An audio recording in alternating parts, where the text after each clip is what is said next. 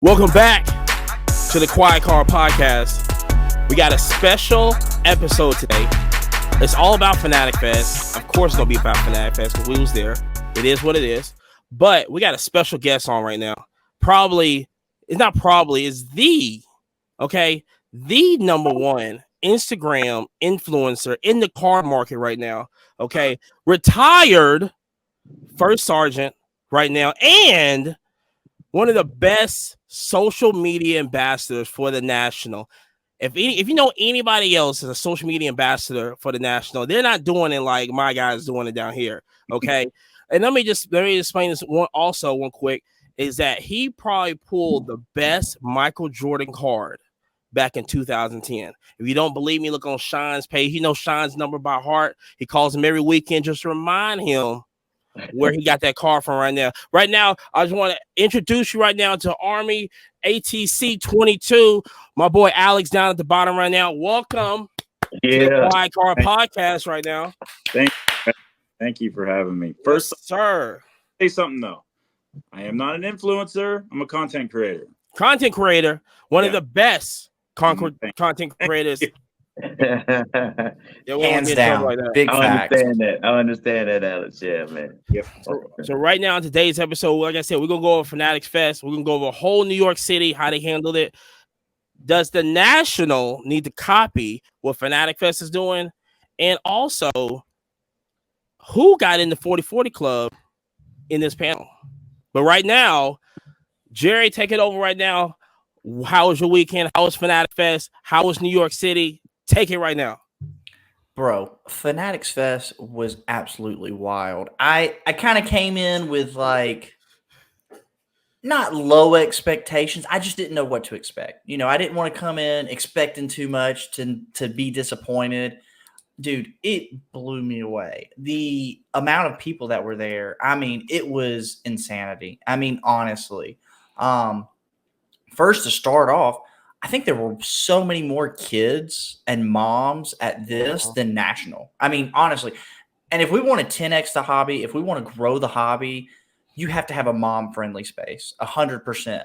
New York was great. Like, we stayed at the hotel that was like, what, a mile from Times Square? Something like that, Amani? Mm-hmm. It was great. Now, food was pretty good. Not going to lie. I'm a Southern boy. I kind of like Southern cooking. So, you know, pizza was all right. Fish and chips was good, you know. But I don't want to say the word overrated. But they need to come to the South and try the food. That's all I've got to say. But the city was great. I mean, New York was amazing, honestly. You talking about that restaurant we went to? Say what now? You talking about that restaurant that we went to? I mean, the restaurant, the food trucks, I'm a fat kid at heart, bro. I like good food. What can I say? Granted, we didn't go to Brooks or Bronx, so I just want to put that out there and enough. But you know, Manhattan, Hell's Kitchen area, mid city, all that, Midtown. Yeah, I can see that. Alex, what'd you think so far? What do you think of the show? All right, so I'm in the process of still putting together the YouTube video I'm going to post on, you know, my reactions and stuff. So this will be a little preview, right? First off, so it took me 2 days. You know, when you go to these type of shows, like especially the first day, if it's a multi-day show, you forget to do things. I forget to eat, forget to drink, especially the first day, because you want to do everything, right? So it wasn't until the second day that I found out that there was a huge food court on the third level. You know, yes. The backside of the exit of the theater and stuff, there's a huge food court down there with so many different options. Wait, next to the theater? No, we went to the food court, Amani. Okay. The little area we went and sat. Next to the cards. No, so when you come out of the theater, when you come out of the actual big portion of the Fanatics Fest and you go down the first escalator, there's an area there. Not that area. You go down again. And underneath that is a huge food court with Greek food, Asian food, so much other. There was a whole bunch. Okay, we missed that. No, we missed that. I had no clue. I mean, easily walk up, grab a beer, and buy it within 1 minute. Like, it was wild. No lines, nothing. It was so much down there. I was just like, what is happening? I did not know. And I say that inside my video is just like, so I'll revert a little bit.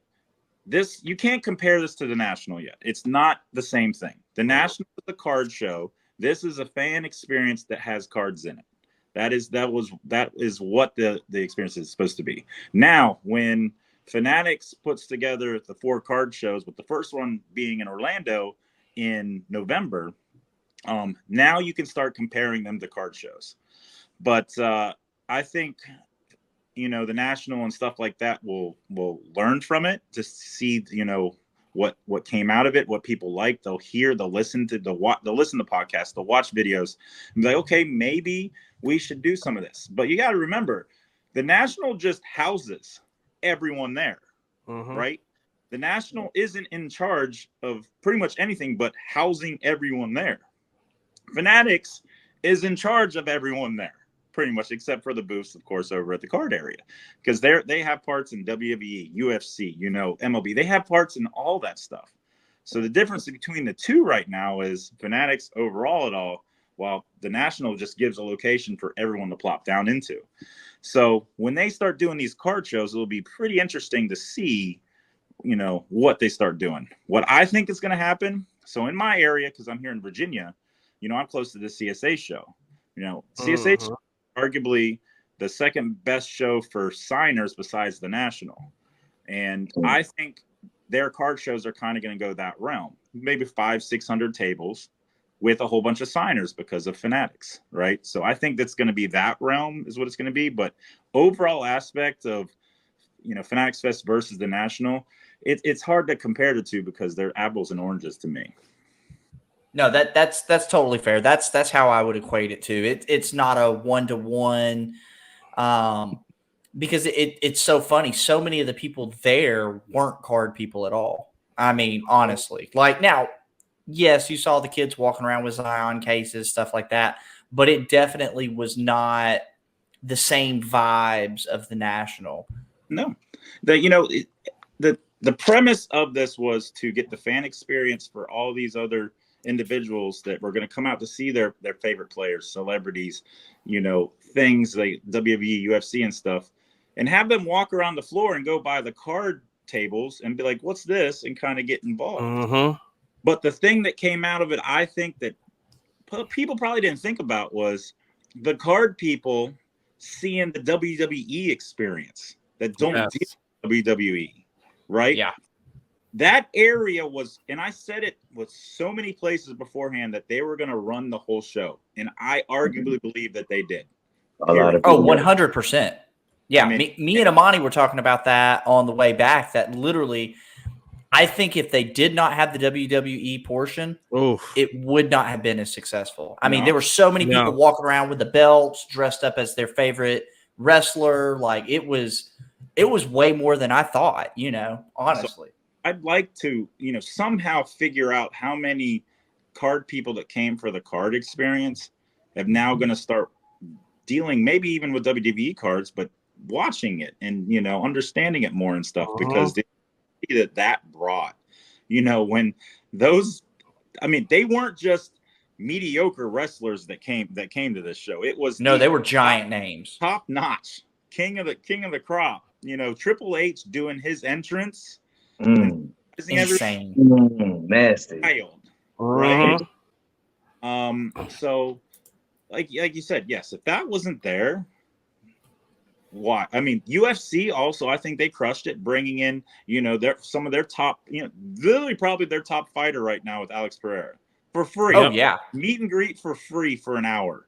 And then he was doing machine, you know, with everyone around and stuff. Like, that's the experience people want. And that's what they're you know, Michael Rubin and the whole Fanatics team is starting, you know, they've been doing that the whole time. It's just how long are they going to do it? Are they just doing it real fast to just try to, you know, get their foot in the door, and then, or are they going to be able to keep it up the whole time? That's what we're going to see over time. That's kind of like what we were talking about on the plane ride back, is are they going to be able to keep leveling this up? Because like what I thought was super interesting is, you know, it wasn't just hey, I'm behind the table, let me sign something for you. Like they were literally out buying cards, wheeling and dealing. Like you said, the punching bag, like That's the true fan experience. It's not the, oh, hey, I'm at a table. Let me sign your this, your that. Here you go. Take a picture. 30 seconds, you're gone.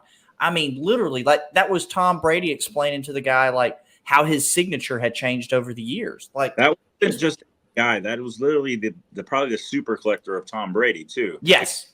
7, right? He literally is probably the super collection of Tom Brady. Like that knowing that, right, is just wild. Getting to collect it for so long, coming up and talking his autograph. It's incredible. That's what I love. So was that a planned link up between Tom Brady and that super collector? It probably was, right? You know, a lot of these other individuals, they weren't. You know, they walked around and stuff, and possibly, you know, someone from Fanatics went, okay, this would be a good table for them to go to and stuff like that. Because like another one they saw a lot of stuff about was Jake Paul, him going on the floor buying stuff. Oh yeah, stuff, whatever. Like he came out saying his first card he ever bought was Friday, and he's getting into it because he to impress his brother who's been in it already. Yes. So did y'all see the Grant Williams when he ripped the NT Luka and then hit the Luka to 10 auto rookie? Yeah, that was crazy. So did they know that Box had that in there by scanning it? Can I say that? This is a CT scanner show, free show. Yeah, 3-4 shows in a row for sure. We gotta talk about CT scanners. What people don't know though is that night he was at Bleecker Trading at the trade night too. Really? What? Yep, Brent Williams came there at the trade night too that night. He was just. I didn't know that. That's crazy, bro. It's gonna come out. I think Jeff Wilson's video at that trade night, because he was set up and everything. He'll probably show some footage, but yeah, he was there after the show. Have you been to Bleecker? Yes, it's. Yeah, we was there Saturday. Amazing. It is. I mean, the environment that they have, Mark, and everything that they have going on there. You know, they are a family friendly type of aspect, right? So Thursday night they invited people over. I mean, there was a lot of people that came Thursday prior to, and 2 doors down was a bar. It was open bar. Like they rented the whole thing out and it was open bar. A good bit of the whole community was inside there drinking away the night before Fanatics Fest started. Wow. I don't know if you guys saw on social media today, they opened it up to everybody that was delayed in New York, the flights and everything. Everyone. Yeah, I did see that. Yeah, right? That's so awesome. They opened it up for free pizza, everything else. People were doing, trading and doing stuff right there. Mojo's been for like 2 days. Yeah, he still don't know if he's getting out tomorrow. When I was talking earlier, but that's what you want in a card shop, right? That's what you want in an LCS. When I talked to Tops down in Atlanta, at Culture Collision, one of the things they said, what do you want to see in a card shop? I say, I want it to be like Cheers. Everyone knows your name. Yep. 100%. Yep. Right? If you get that concept down at an LCS, it will be successful, period. Yeah, that was one thing that I know we saw. And like I said, we don't, I know Jerry and I, we don't rip it all. Like none at all. But on this podcast, we always preach buy singles, don't rip at all. Just don't do it. But how to go, Amani? But when we went there and we were just vibing out, chilling, buying others, they were just buying cards. This we stood back and looked. It was like, you know what? Let's rip. What wax we gonna rip? Have some fun. Let's just have some fun. I mean, people already just buying, just ripping it while it was there. We was like, yo, why we just have some fun though? But Bleecker is that spot. Definitely that spot and everything. But also, this is what I've always said about thinking of like Fanatics Fest and a lot of comparisons probably over the next month is going to be like National and Dallas, Culture Collision, all this other stuff. My whole thing is like this. We just had the 44th National. Are we going to see the 44th Fanatics Fest? That's the whole thing that people need to, are we going to have that like coming up? Or is this every year? Yeah. And we have the time because they're going to do it twice a year. I don't know if you guys know that. They're going to do 2 Fanatics Fests a year. locations, and then 4 card shows. So technically 6 events every year. So the Fanatic Fest, they're gonna have Fanatic Fest, and then they're gonna have a whole card show. Mm-hmm. They're gonna have 2 separate things. Interesting. Yep. So like they already announced, next year's Fanatics Fest is in the spring in LA, and then they'll have another one in the fall in New York again. So Pittsburgh is the card show. They haven't announced it. Okay, they haven't. Okay, I was gonna say I thought they canceled Pittsburgh. It's been canceled. Right. Probably couldn't So, get Wiz Khalifa. Really, this is the one of the things I get frustrated with Tops and Fanatics and everything. They wait till the last minute to put out information. I mean, they take for the longest time about the rip nights and trade nights and everything. Yeah. Even checklist. Check. They're a little bit better than Panini. They're definitely better than Panini, but they still kind of. Yeah, but when it comes out to information, like, if you look up like Fanatics events right now, you'll see Fanatics Fest, everything. Try to find any information on Pittsburgh, Orlando, you can't find it. What happens? Some articles saying, "Hey, it's the first week in November, it's in Orlando, whatever." And I talked to EJ. Of course, he's saying, "Yeah, it's here, or whatever. This is where it's at, right?" But it's nowhere to be found. People, if you want people to this type of stuff, right? And remember, when regional shows aren't realistically meant for people to travel to, they're not. Right. It's supposed to be for that region. Dallas should be for the Dallas area. CSA for that area. Burbank's out for the West Coast. Orlando should be for the Florida area. But when you have an event that just happened like this, you don't think people are not going to want to come down to your next one? Oh, they're going to be blowing the doors. Blowing it up. Right? Yeah. Especially, I don't know how much you guys talk to the vendors. A lot of vendors said they did great at the show. Oh, yeah. There you go. Yeah. Right? And they didn't have the car show vibe, and they still did great. They still did great. Mm-hmm. It's in the thing that I heard from one individual was later on Friday, was it's because they all brought great cards, great or good cards. They're the stale cards that have been sitting in boxes and showcases for months, years weren't there because they knew they needed to make up outrageous price, in for the booth.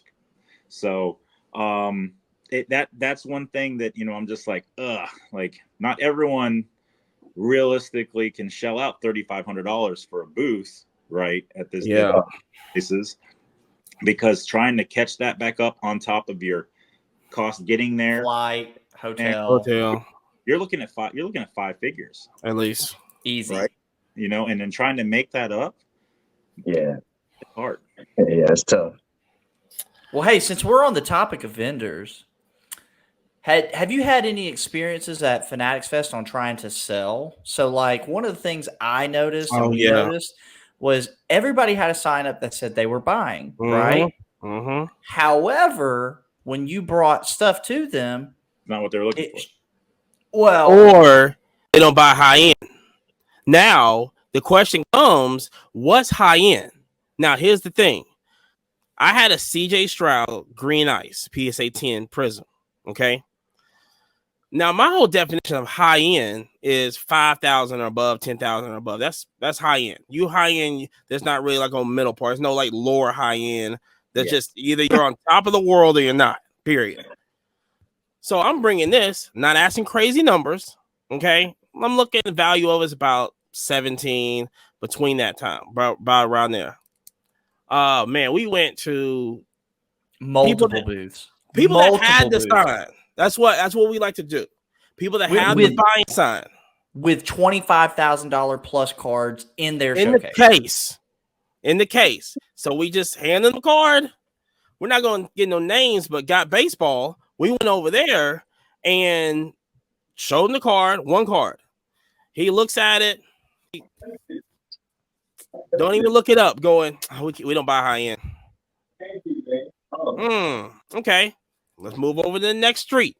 We want to cross the street. Same thing. Looked it up. All right. What are you looking for?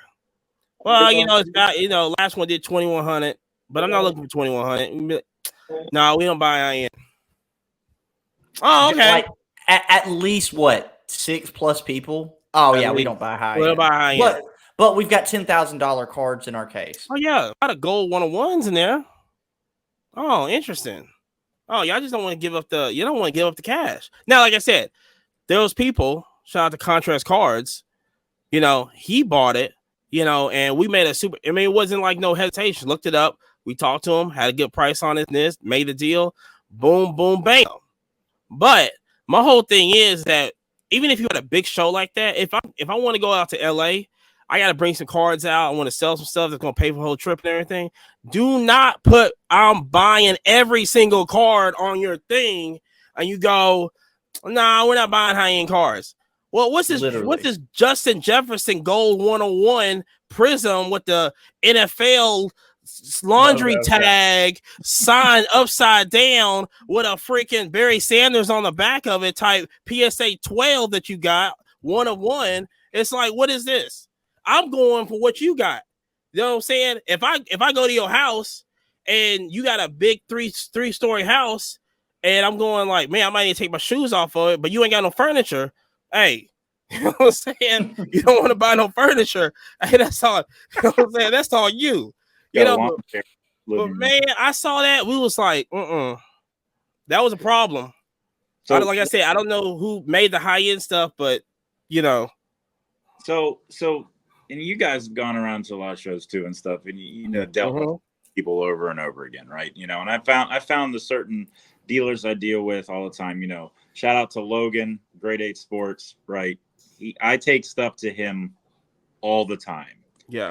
Because he's always buying. And when I saw him early Sunday, I asked him how the show was going, and he bought, I think it was 3 to 4 times more than he sold at the show. Yeah. So if you're ever at the big shows and you see this sign, Logan, Grade 8 Sports, he's buying. He's always. I send so many people towards him. I need to start getting commission. So Logan, when you see this, commission. Just a cool little 20%, no big deal. A cup. Now you get Logan. Ask for 60, so you're giving me that 80, so you make 100, right? You're good. So, but no, I had that too. One of the problems I had is about the exclusive, right? We talk about the exclusives all the time at these main events, the National, now Fanatics, stuff like that.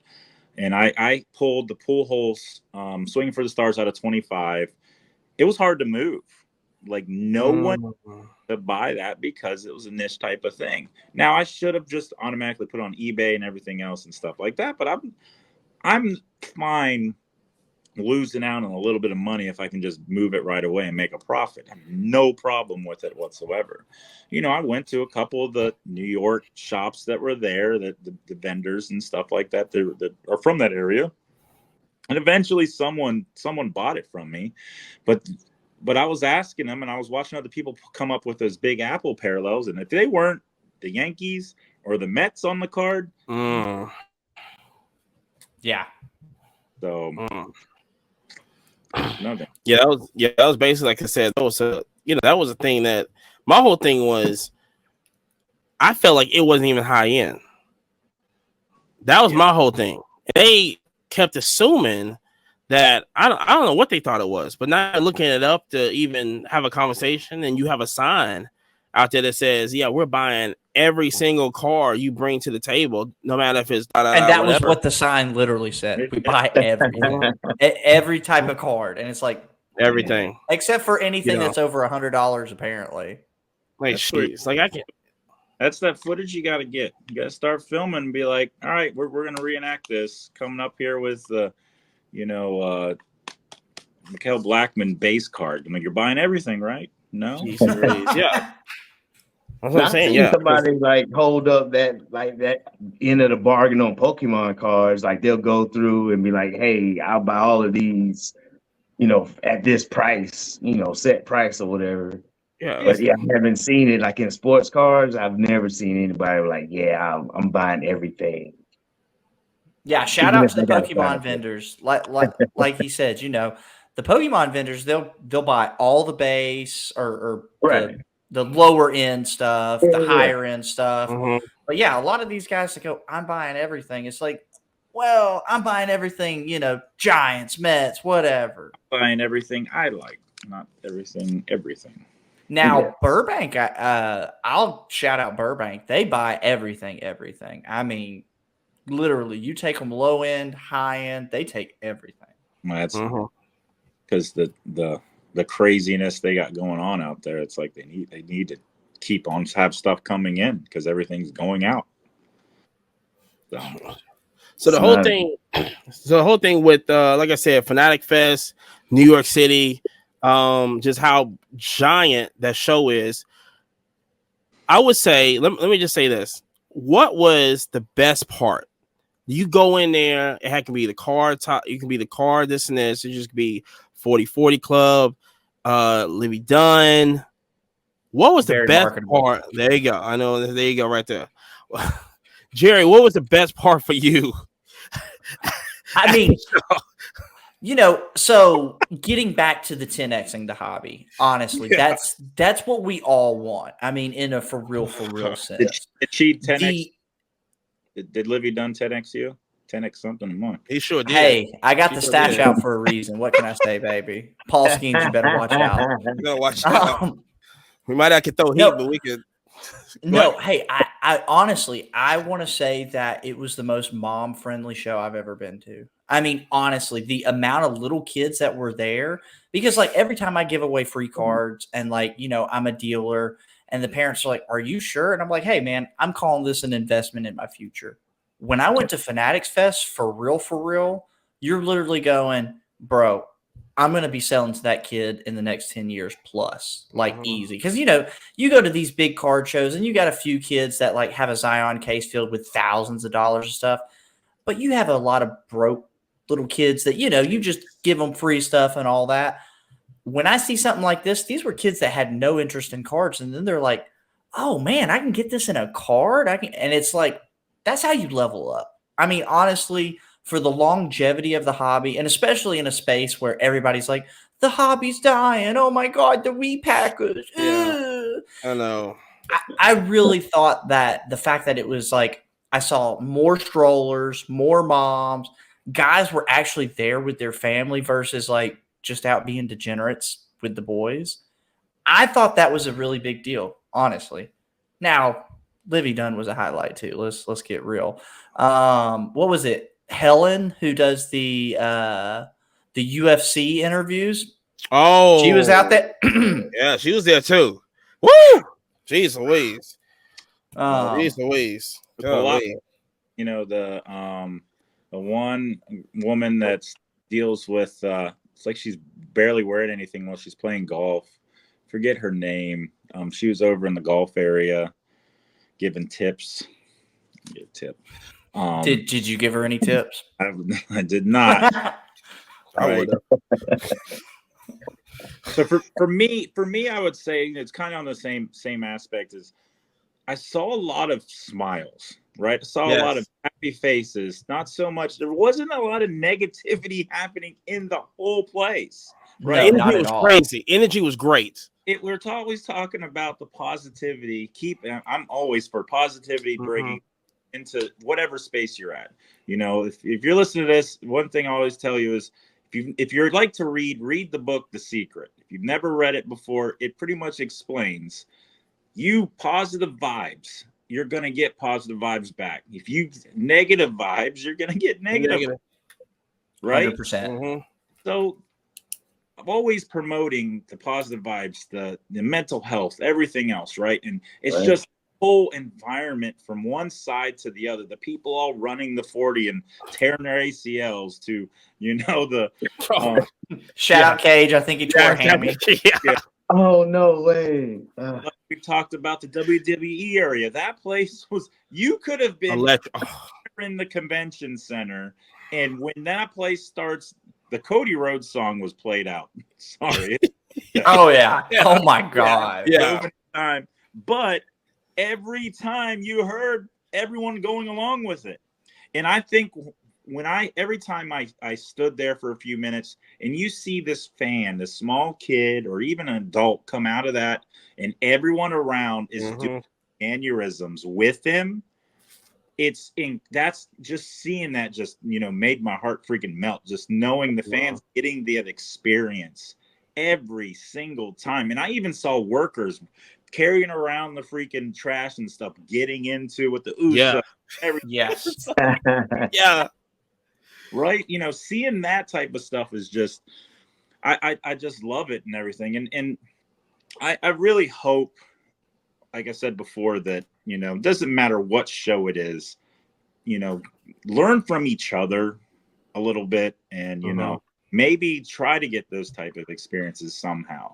Maybe it's the vendors like Filth Bomb's area, monstrous, multiple different games and stuff for people to play and stuff. Maybe start doing more stuff like that if you're a vendor set up at a show to get more engagement in your area.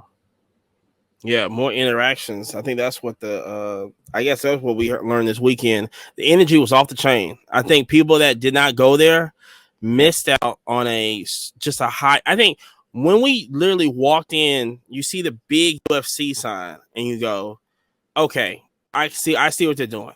You see the ring right, an official UFC ring lit all the way around, had the round one. Dad's out there wrestling his son, making him tap. That was, and you enter the ring and stuff at your own little interests and everything. I love that. I met Fred Taylor when I was there over at the Pivot and everything. And I was just like, look, I'm Alabama all day, but look what you did at Florida.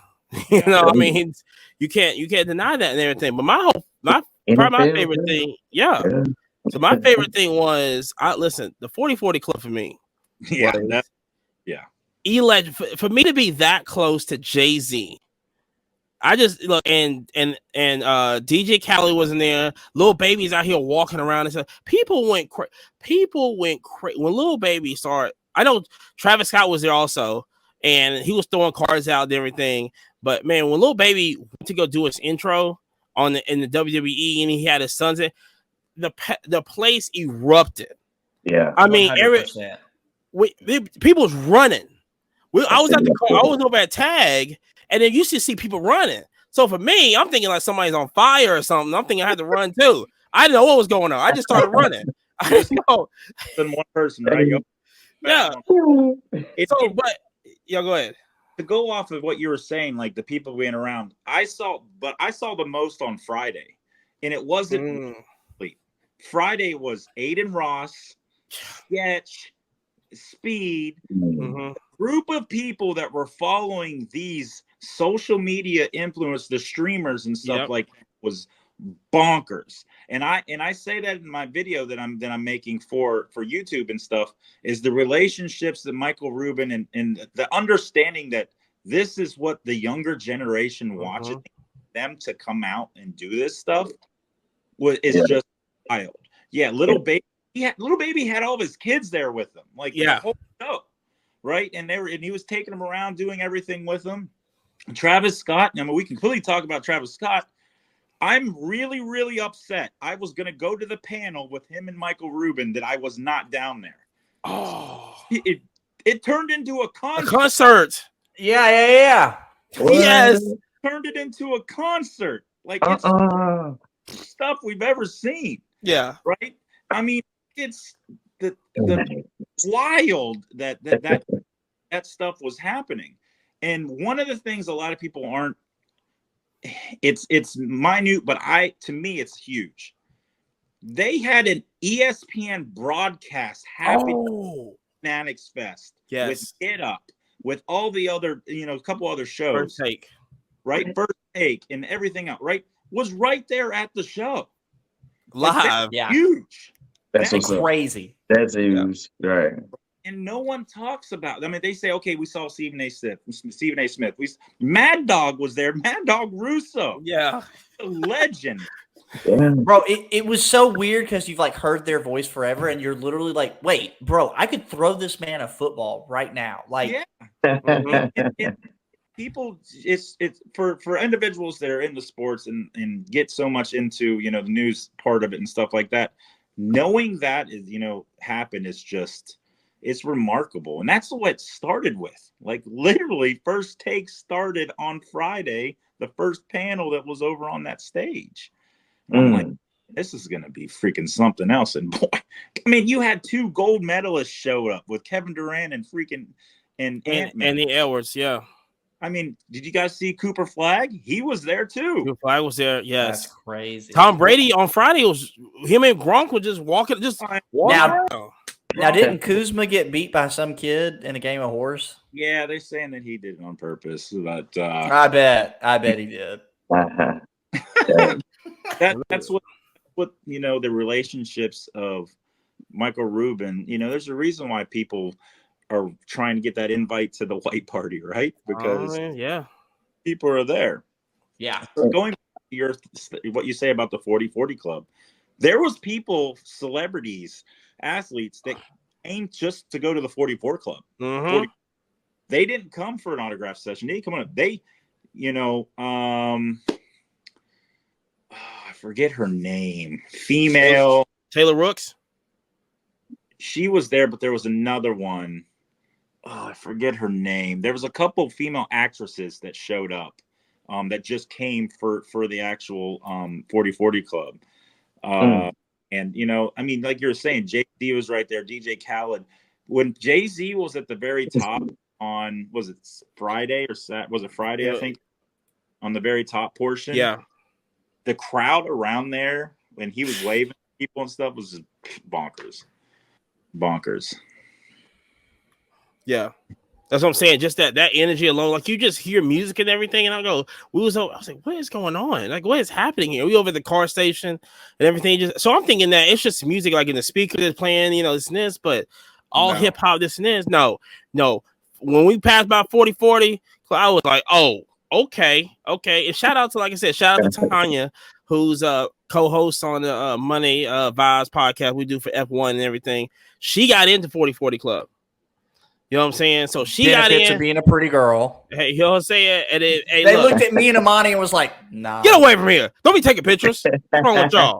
I said, "Dang, okay." We said we can't take pictures of just the 40-40 sign outside the place right here. No, he over here. I was like, "What are you doing?" Listen. I had press privileges. I had a press pass, and they were just like, you can't get nowhere around here.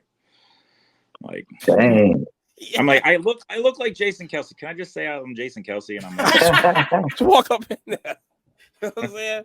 Yeah, like I said, Quavo. My brother's dating Taylor. Like, let me in. Yeah, because I know Quavo, he was walking around. Also, yep. He was there also. He broke with Blez on Sunday. He was on this. Yes. That was another huge thing. Blez had Quavo, the owner of the Guardians. Peyton Manning, shout out to Peyton Manning. He gave a shout out to my son because if he can give, because my son's graduating basic training next weekend. Yeah, I'd say, hey, can you give him a congratulations? And he did. And I'm getting emotional thinking about it right now. But that's what's up. And AI came up there and was breaking with him. That's right. It's crazy, bro. It's crazy. It's just incredible. Also, I also caught Drewski really fast, and he gave a shout out to my daughter because this is the power of this. I'm going to tell you, my daughter's 18 years old. She's here in Virginia, and she knows what I went up there for, but she didn't really know. She messaged me. She's like, Drewski's there, Dad? Speed's there, Dad? What's going on? Like, what's happening right now? She's posting stuff, not so much mine, but everybody else's. And she's messaging me, and it was really funny. She's like, Dad, Speed's there. Like, oh my God. Like, and I happened to be over when he was doing the 40, and I got footage of him doing it. I'm like, yeah, watch this. And he just did the 40. And she's like, what the heck? So she's just like, so she's a big Drewski fan. She's like, if you can get a shout out for me, whatever. Because I've had the media privilege and stuff before and everything, and I've been able to get some hookups. And I'm like, it's not that easy here. I don't have that type of access. I'm not at all. And so the right time, right place happened. I cut him off. I do little shifting and stuff like that. And I got into the right spot. I got to ask him.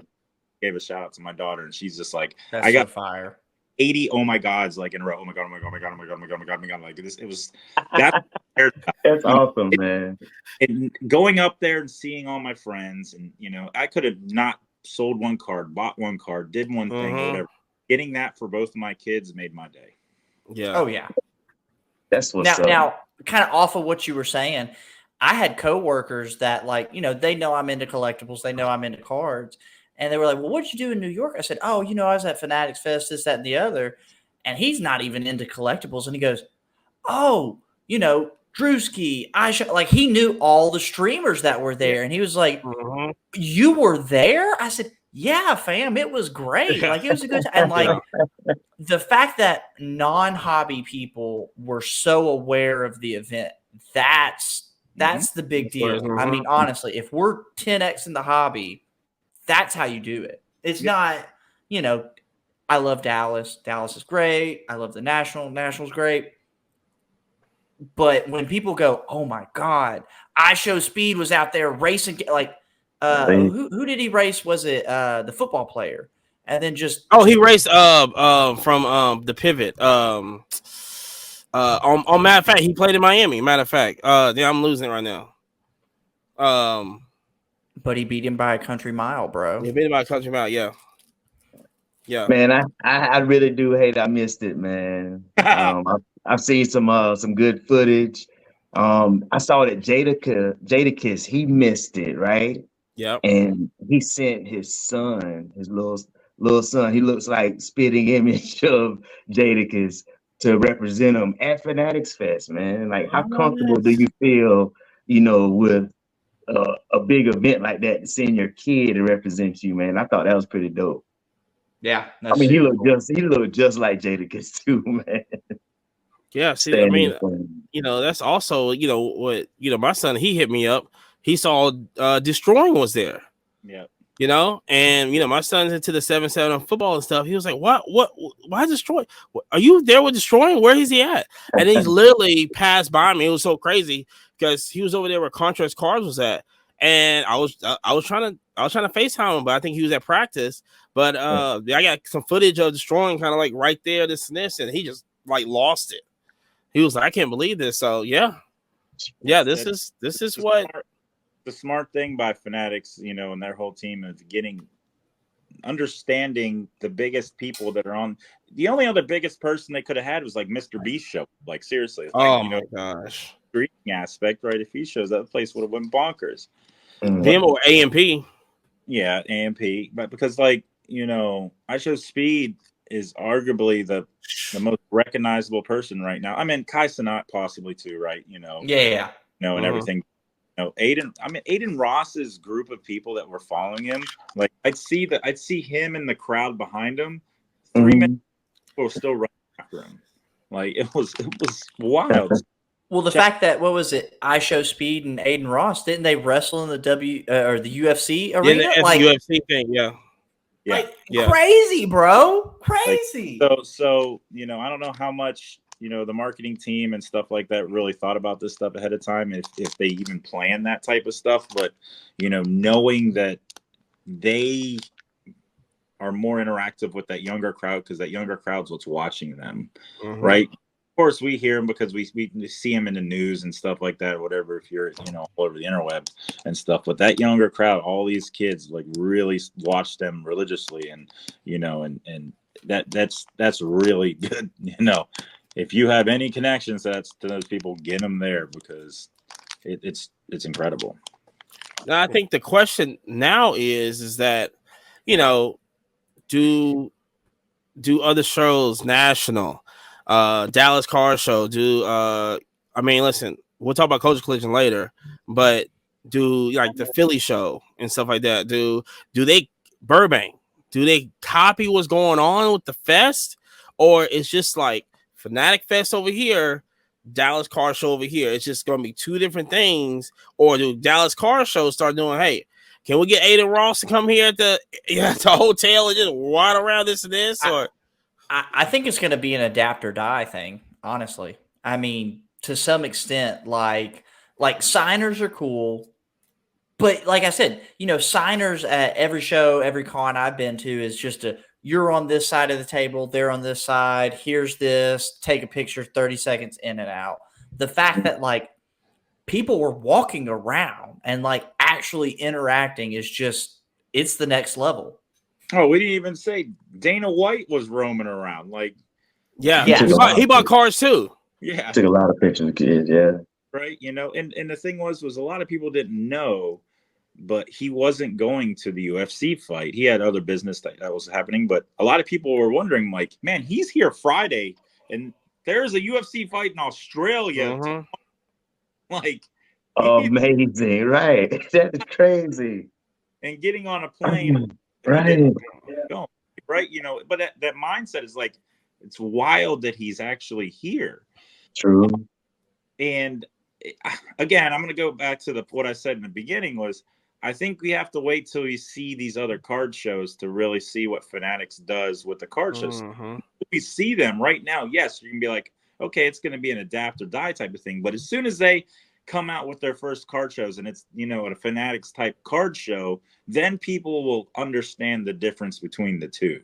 Yeah. Right. You know, and understand like this is that, and then this type of experience. Now, I say, if Fanatics Fest opens up their doors to Upper Deck, to even Panini, Ooh. to Leaf, to all these other companies that can set up there too, more tables for the vendors and everything, then you start getting into the realm of them going against the National. Yeah, yeah, I can definitely see that also. Because I mean, I think what people that needs to understand that although this was a fan fest, this is not the car show. This is a fan fest and everything, because you're going to hear a lot of people go, well, they had the cards in the back. They should have brought them up front or had them kind of wait and see. Wait and see what happens. If you put those cards tables around where those fan experiences are, that's terrible. The theft, the running into I would totally agree. It would yes, in your mind it's like, oh, they're around that stuff, so more people are going to see it and stuff.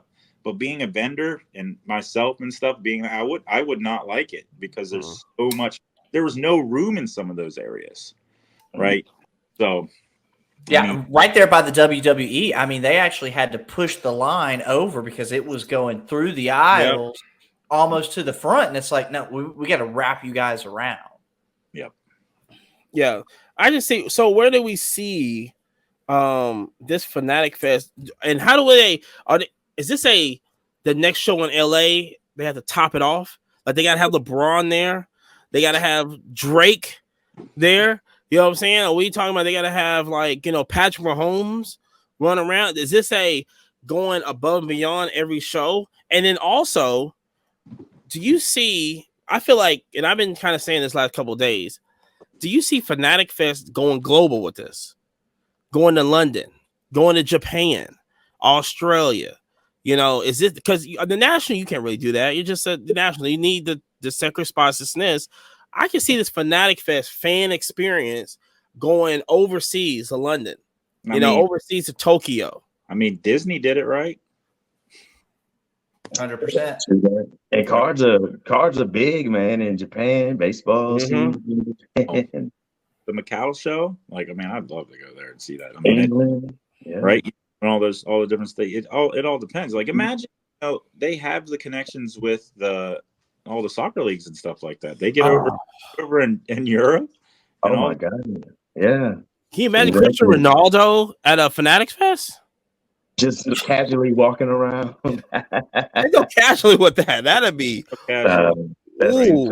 That'd be wild. Well, like Messi, you know, I can see Messi like in Orlando, just popping up and going, "Hey, you know, I'm here." So I'm wondering. So a few things that I wonder is like, you know, these new contracts they're making with all these players for the Fanatics. Do they put like, hey, you have to show up at a couple of our fests and shows and stuff in their contracts, right? I would gamble to say yes. Honestly. Right. You have so many appearances. Going back to, you know, the LA thing, you know, look at the time frame it's going to be. That's in April, March, something time around there. You know, basketball full swing, right? You know, during that time frame. So if the Lakers are playing in town that weekend, you know, there's a possibility. But football's not playing. Yep.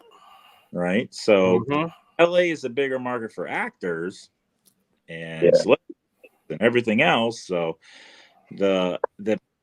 when Friday happened and everything was was bonkers, right?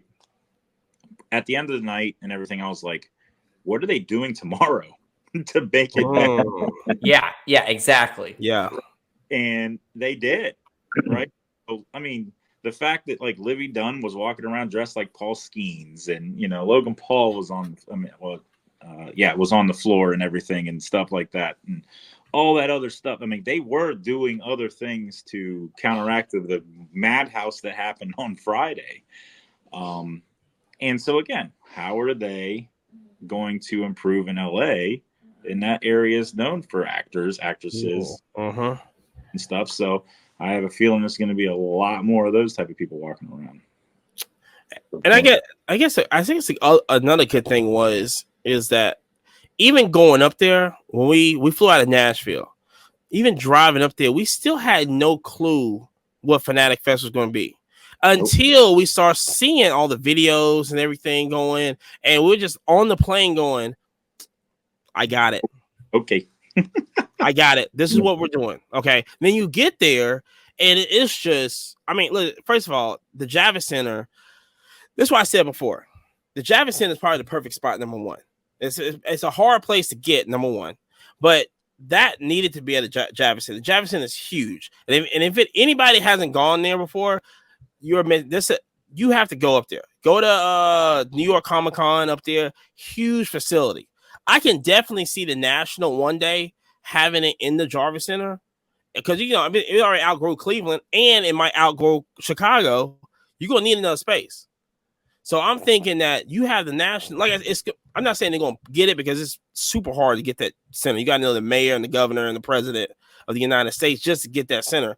So I understand, but the only thing I was looking like, man, if you just fill this thing up with tables and just have the space to just walk down aisles and everything at the National, this would be the perfect location.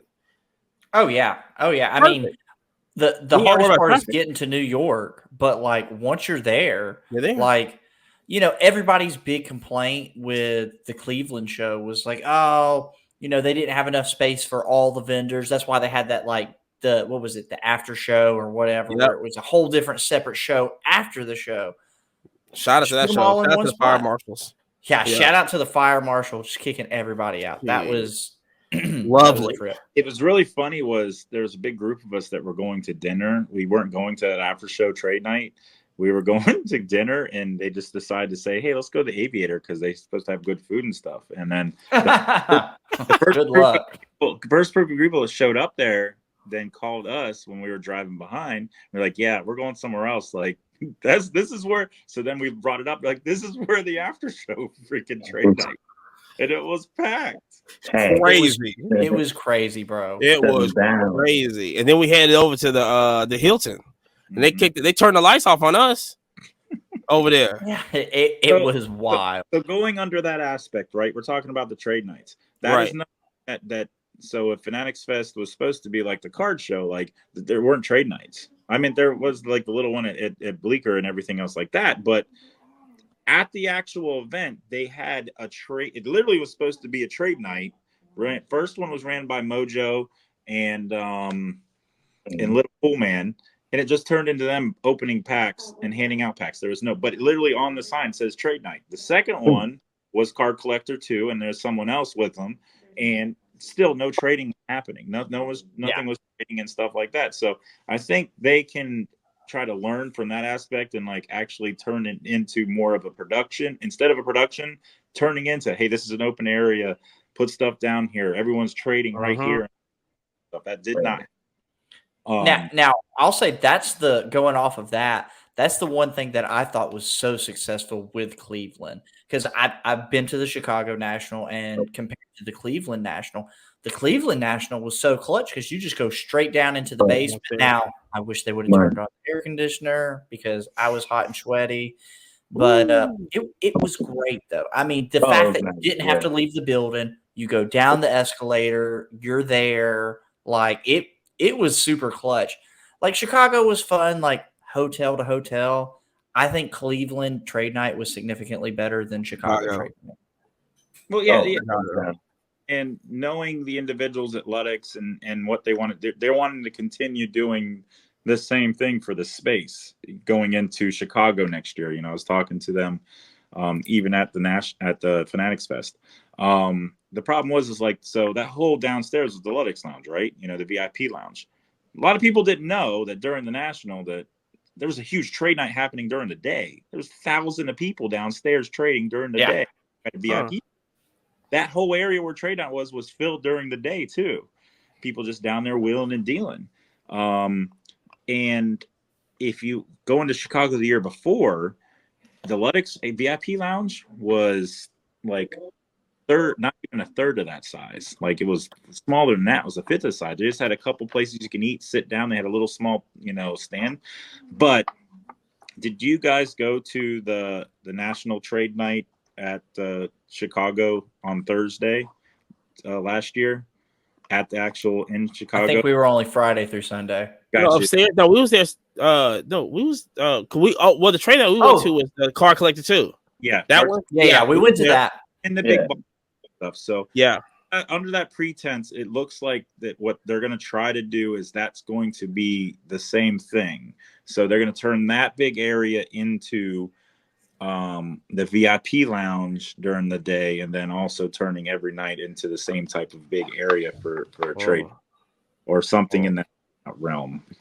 But yes, going straight downstairs and being all that open space and stuff was just incredible for those trade nights and stuff. So I think they did a really good job. But I think that's something Fanatics can really think about. Like, okay, if we want to make this into more of a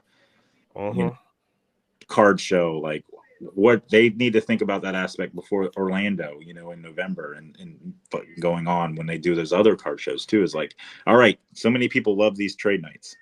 What are we going to do here? Like, they should be talking about that right now. No, 1,000%. I mean, Cleveland National was great. Parking was terrible. It sucked to get in. The lines to the bathroom were long, but trade night just took it over the top. Honestly, like Chicago as a city was so much more fun than Cleveland, right? Like we went downtown Chicago, we went exploring. It was a lot of fun, right? You have to when these when you go to these destination places. Thank you. One of the things you have to do is take some time and see the city. Right. Yes. If you've been there time and time again, that's understandable. But to help you with your mental health, everything else, step away. Explore. Guess what? The cards are still going to be there. They will. Yes. Not the want, but they'll be there. Right. Yeah, we did that in Chicago. Went and ate hot dogs at what was it, Jeans? Yeah, we went to we got the deep dish pizza there. Yeah, and then you planned the Hall of Fame trip for us too. Yep, that was a good trip, man. Yeah, that was a good step away from the show. I decided this year, and this is where military helped with planning and stuff like that. This year I went earlier. I went to the National earlier in Cleveland, and then that Monday went to Canton, went to pro football. Tuesday night we went to the Guardians game because I'd never been to that stadium, so I wanted to go to a baseball game, and we did some things in Cleveland. I saw a couple I loved seeing the shops in the different locations too, right? I went to 101, I went to Mars Cards, I got to see those shops around Cleveland. I did that in New York. I got to go to Bleecker. First time going to Bleecker. I've heard Roadshow. I've been to a couple other places. I've never been to Bleecker. Exploring the city, seeing more than just the cards, but you can also see more card stuff in the outside than just the show. It goes a long way. That's what we've been preaching. Even on a national episode, we just tell people like, look, it's cool to go to car shows. It's cool to, be there. But listen, when you're there 4 days and you're there for like 8 hours to 9 hours a day, maybe 10, just listen, go outside. It was that Saturday it was not a cloud in the sky. Go outside. People, it's okay. Just go outside. Like I said, we went to Canton. I'll make sure when we plan, like I'm already planning for Chicago next year.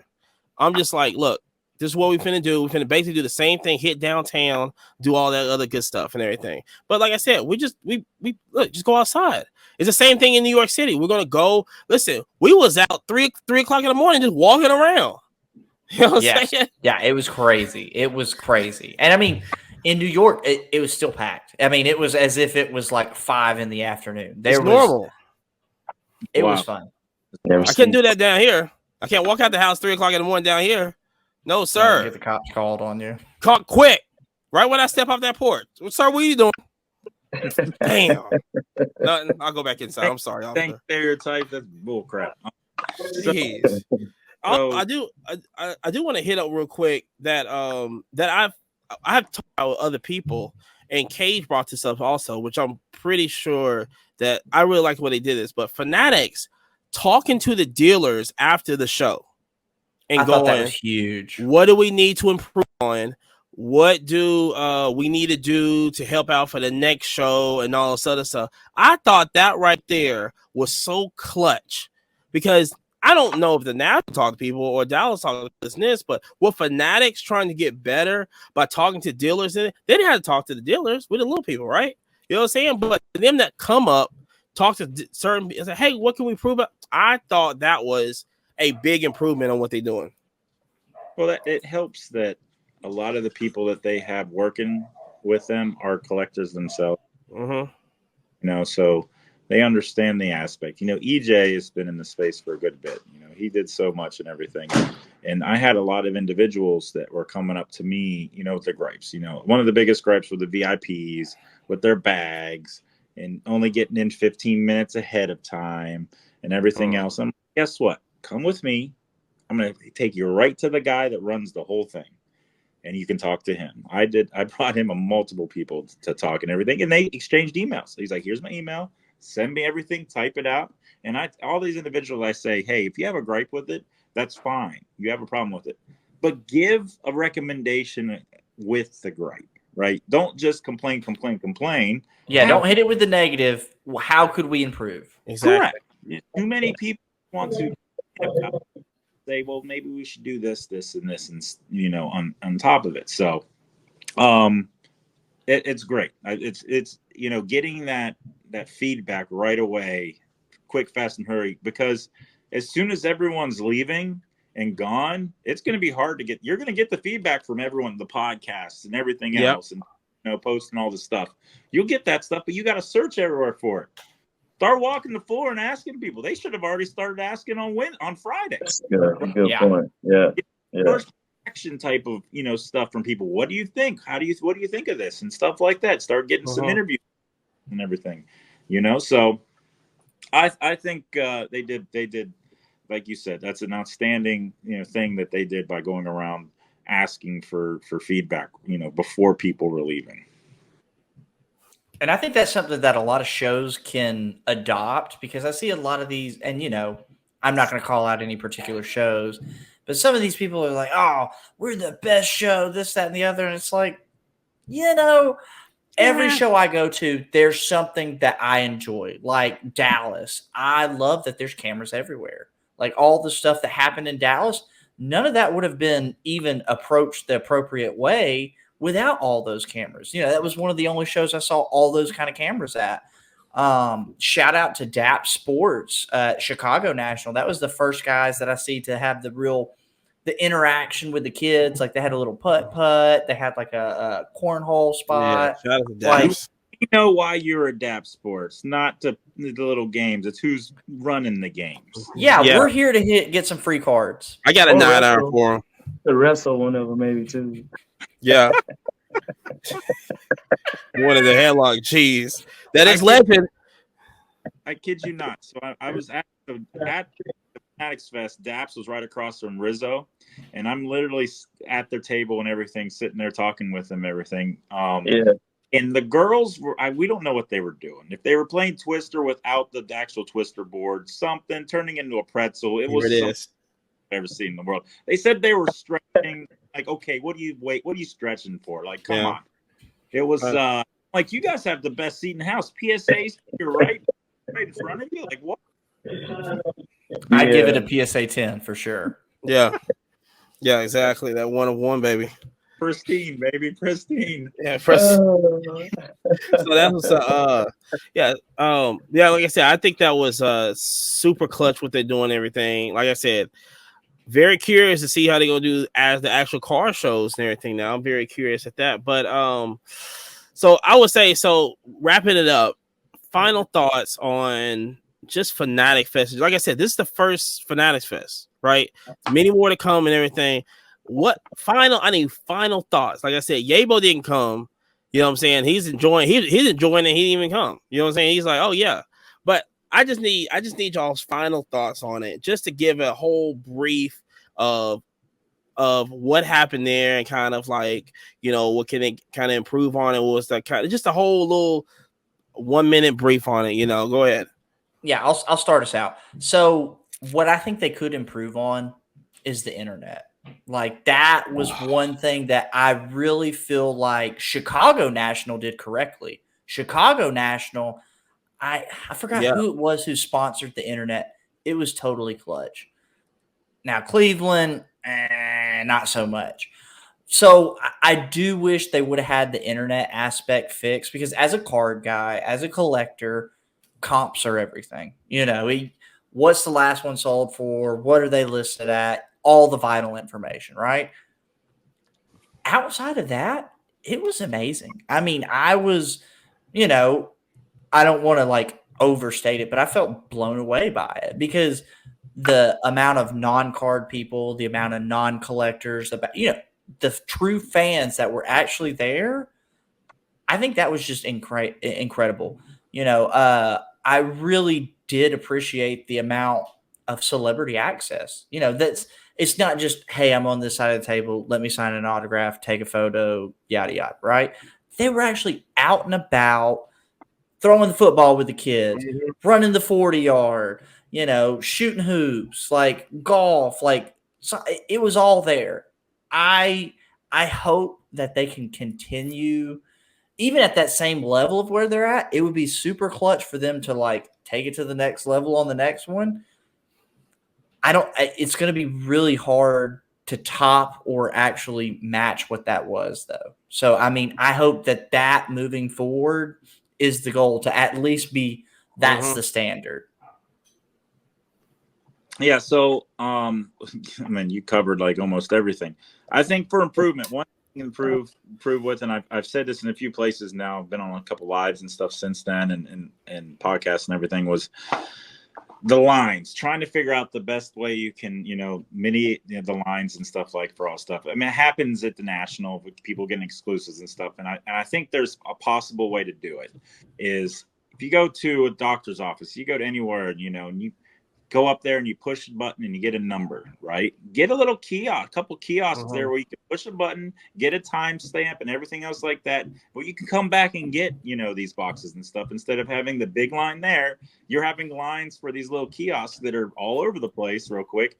You're pushing a button real quick, and then you get a little piece of paper to come back and get those boxes and everything. And then eventually it's going to say on there, okay, we're going to be out for the day. Right. I think that can help mediate with the lines and stuff. Right. You know, they did have fast passes and everything, you know, that you can get and whatever else to get around lines and stuff. So maybe try to get, if they're trying to make it bigger, if they are going to expand it, maybe have the two of the same type of, you know, environments. So, you know, more people can get through faster. I don't think you can do it for the WWE because it's kind of hard to get two of them, but you could have two MLB areas, you know, people hitting at the same time. You could have, you know, they did have two different hockey ones, but the same thing on the other side, right? And everything. I think overall, like we said, it was a home run out of the park. And advice I give someone is, if you're watching the videos, you're seeing everything, you're getting the FOMO because you weren't there. Always remember, if someone does it for the first time, miss it. Leading up, like I did everything in my power to make sure I was able to get to this, even though the National was literally weeks ahead of it, you know. Right. You know, and it's hard. It's hard traveling this things back to back and stuff. But if you right now, everyone's fully aware that they're probably going to do it again at the same time frame. Like, if you think about it, they want to do it twice a year. They're going to do one in LA in spring. That means this one's probably going to be after the National again. Budget now. Start budgeting right now. You should already be 100%. Y'all hit her, man. You be doing it for the National. Their paychecks, cards, you know, that's what I do. This is one of my I do. If I sell a card, it can sell for $100. That card, that money gets split up like 5 different ways. It goes this pot, this pot, this pot, this pot. It just constantly grows throughout the year to get to be able to these bigger shows and maybe helping with Christmas when it comes and everything else, right? Just start doing early to help you in the long run. Plan and organize. Correct. Okay. I already have our hotels ready for next year for national. So hey, put it in your fiscal budget, man. Yeah, man. That's what you should be doing. That's what you should be doing. So this has been great and everything. I really appreciate you coming on. Like I said, you are a super legend right now. Look, right now. No. Quit skipping. You got to do yours too. Come on. Okay, What's look. up? Okay, look. So my whole thing is I absolutely, like I said, for me, if they have to improve anything, I think they should have more. I would love to see like more like podcasts on like cards and stuff actually there. That's what I want to see. Maybe they do the card show this to have more. And I think the more panels and everything that was there, just have the people like I've always advocated for Prism Guide to be on one of these panels. I don't know why they haven't put him up there yet. I believe he's an important piece of the hobby. They should have him on one of the panels and this, but I think, like I said, have more. I would love to see like the hobby happy hour on there. Have them going. Big facts. Have them have a with show an open going bar, so we can participate. Can you imagine? Can you imagine y'all in the 40/40 club? Oh my god! Sitting there and bringing the guests on while we're doing it. Giving the opportunity. If you want. Fanatics, one of the things, sorry to cut you off, but Fanatics talking about they want to help everyone, right? These little smaller podcasts. Exactly. And stuff. But okay, you got 15 minutes in the 40/40 club. We'll bring you in, set you down, and all these celebrities real quick are going to come in. You can talk real quick with them, and then we'll rush you out. The next person comes in and do the same thing. Did you guys have the opportunity to go into the TikTok live thing at the National in Cleveland? Yes. Did. Yeah, we Yabo and I did. Yeah, with Sam. Yeah, that type of concept. That was clutch. If anyone that's cool. Even watched that we did with the Hobby Happy Hour with John, like it was an incredible time for him because everything we do is via Instagram Live. Right now, this is in the process of turning into a podcast. So let's go. That.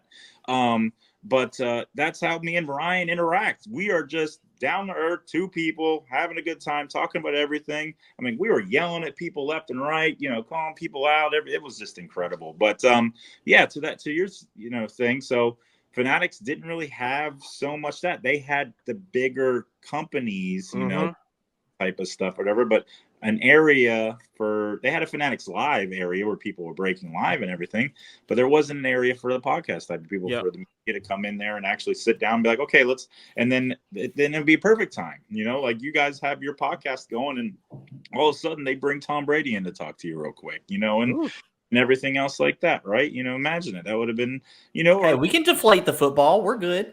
Right. Yeah. Or they bring in, they know you're from Alabama, right? Bring an Alabama freaking along. That's right. Stuff. That's the stuff they can preemptly, think about and plan out. Yeah. Yeah. And so, maybe that's something that, that they bring into LA, right? So who knows? But yes, I also, I can sit and talk sports. I can sit and talk cards. I can talk all day long. If anyone wants to have me on a panel, I'll come up there and panel it. 100%. Panel my bitch. 100%. I'm talking about the Atlanta Falcons the whole time up there. Just not the second half of them, right? We're gonna win Super Bowl this year, so I want to hear it. But like I said, appreciate you coming on and everything. It's definitely been an honor. Shout out all social media platforms. Shout out to show. Shout out everybody you want. Hey, this is your time right now. All right. If you see that right, nope, it's that way. Yeah, there you go. It's the opposite. If you see that anywhere on social media, ARMYATC22. I'm on TikTok, Instagram, freaking YouTube. I'm on Whatnot, Fanatics Live, everywhere else. You see that? That's me. Forums, everywhere. That is me. No one else has it. As soon as something comes out, I'm quickly like, I need to have to make sure. Yeah, I might not even be using it. Got to make sure I get that username right because it's all got to be me. Every Thursday, 5:00 p.m. Eastern Standard Time, me and Ryan go live on Fanatics Live. Not Fanatics Live, my bad, on Instagram. We aren't this Thursday because I'm gonna be traveling. I'm going out to California for the Burbank show, unfortunately. So I'm skipping this week.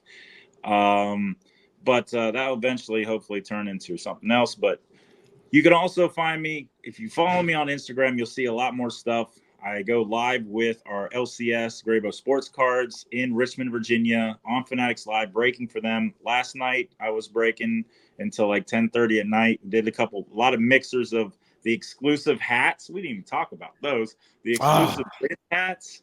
Oh, Right. bro, that was such a cool setup, honestly. So bad. Don't worry about it. This Friday, lids, if they're releasing them at the stores and then online. So if you didn't get I might have to hit them with my back at work this Friday. Right. So we actually the store owners who were actually at Fanatics Fest, they got 6 of them, and I got to do 5 group breaks, literally 1 box of the hats and 1 chrome hobby box.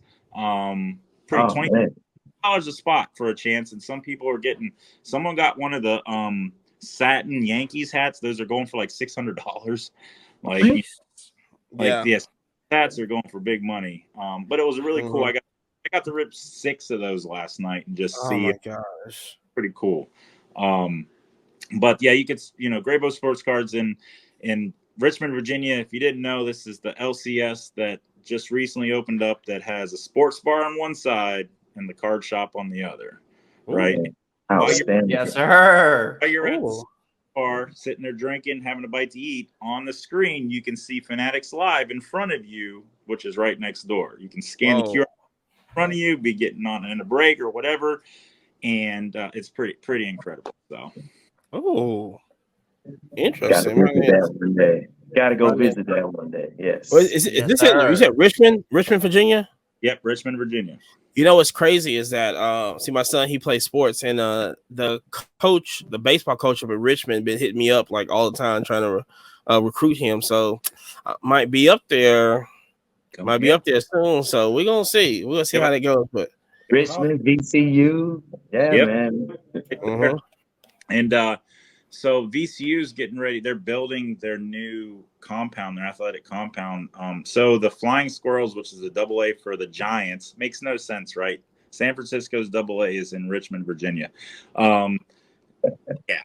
So they actually are in the same stadium that's right there, literally a couple blocks away from the card shop. But they're demolishing that whole thing and making a whole new athletic village for VCU. And of course, the stadium for them too. So it's going to be bigger than it actually is right now. Ooh. Well, look, like I said, we do appreciate you coming on and everything. It's been an honor. It's been an honor. Like I said, you are a legend. Thanks, The honor's mine. I'm not as big as legend as you make it out to be. He's huge, people. I love. Well, that's what she said. Oh gosh. I love making content without agenda, right? Genuine stuff. I honestly believe, like, I think of something, it's because it's something I would want to see, or something, if I promote something, it's because I believe in it, right? If it's going to a card shop and and kind of doing a reel form and stuff, saying, hey, they're here and everything else like that, it's because either the owner's good, the prices are good, it's good vibes and everything. That's the type of stuff that I do, and I'll continue to do. And hopefully more and more people enjoy it as much as I do. Let's go. Jerry, you got anything for the people out there? If you didn't go to Fanatics Fest, you missed out. I see all these people putting out all losers, this hateful, oh my God, it was such a disaster. Oh my God. Like Alex said, the lines, they could have handled that a little differently. The Wi-Fi, they could promote it a little better. But listen, if you didn't go, you missed out. I budgeted for it, and then I actually had made a really big sale at Cleveland, and I literally told Amani, I was like, bro, this is how I'm going to New York, 100%. All of this money is just being allocated just for New York. We're going to make it happen. That was so on time for you. Yeah. Oh, super Yabo, blessing. Super Yabo, you got blessing. anything for the people out there? Hey man, yeah, just look forward to Whatnot. NASCAR. Yeah, NASCAR weekend and whatnot Wednesdays, man. Yes, NASCAR weekend is going to be in Darlington, South Carolina. It's going to be Yabo's first ever car show. Remember, it's going to be at the Mayo High School. The Mayo High School Hall of Fame building in Darlington, South Carolina. Like I said, we're going to be there. It's $5 to enter. Okay. It's going to a good cause. Going to be a good car. It's going to be the Mayo High School Alumni Association Scholarship Fund, and also the South Carolina Governor School of Science and Mathematics with Liam Watson and Edwin Edwards. Both of them partner with Yabo to do an endowment scholarship fund. So that right there, $5 going to good. It's not going to any of our pockets, this and this, like everybody else out there. But like I said, that's going to be Labor Day weekend, August 30th, 31st, and September 1st. September 1st. Yeah. More information, everything. Hit Yabo up. Like I said, also Whatnot. Also, he has a show. This is going to be aired on Wednesday. It's going to be tonight at 8 p.m. Don't forget to mark that bookmark. Okay, he's going in. What you got for the show today on Whatnot? Man, we're gonna have some more Hall of Fame baseball. A lot of feedback from the first show. So some folks wanted some Bagwell, Biggio, some Cal Ripken Jr. There you go. So yeah, we're gonna get the people what they want, man. There you go. And that's what we're about, baby. What type of they looking for, like modern Hall of Fame stuff or like old school Hall of Fame stuff?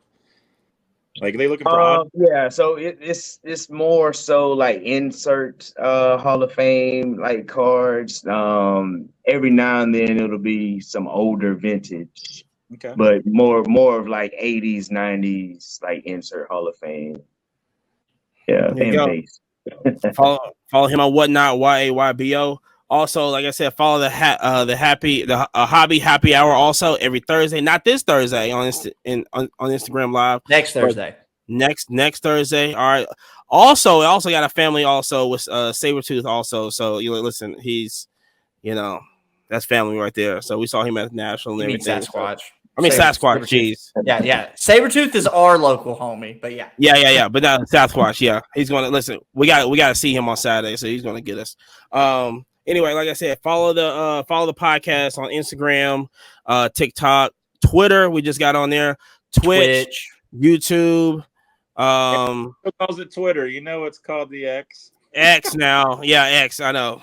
We got a lot of slow people out here, so we said X. It was like, we are doing OnlyFans. I was like, no, what are you talking about? We're not doing OnlyFans. Click the spicy link in bio. That could be soon, though. But watch out now. We might do some OnlyFans breaks out there. We never know. With our feet only, it's crazy. We're talented. We're talented and everything. But like I said, we're gonna close out like this. Like I said, if listen, if your sister has a sister, have her follow also. Have her follow all the kids and everything. If she's got 5 kids, make sure all 5 of them follow us. Okay. And shout out to your grandma that used to strip. Okay, you know who you are. All right. So anyway, we're gonna holler at y'all next week. Remember, we're gonna do Whatnot on Wednesdays. That's it's gonna be tonight because it's gonna come out Wednesday. That's gonna be tonight, and then Sunday is gonna be auction. What is it? What we call it now? Auction your own way, but auction I'm your not own available on Sunday. We ain't gonna do it. Might be, but we're trying. But we do F1. We're gonna do F1 Monday because there's gonna be a race Sunday. So we'll Monday do Night Vibes. Monday Night Check Vibes. out them. Follow Monday Night Vibes. Do that. We're doing a lot right now. Football's back. College football. Oh yeah, college football is back. Listen, it's gonna be Roll Tide all day. Roll Tide. It's gonna be Roll Tide all day. We don't care about no South Carolina over here. Hey, to hell with Georgia. Hey, we can all agree on that. To hell with Georgia. We don't care about them or Tennessee. We miss Kirby Smart. No, we don't. You can go to hell too. Anyway, listen. Until next time, keep them peaches peaching.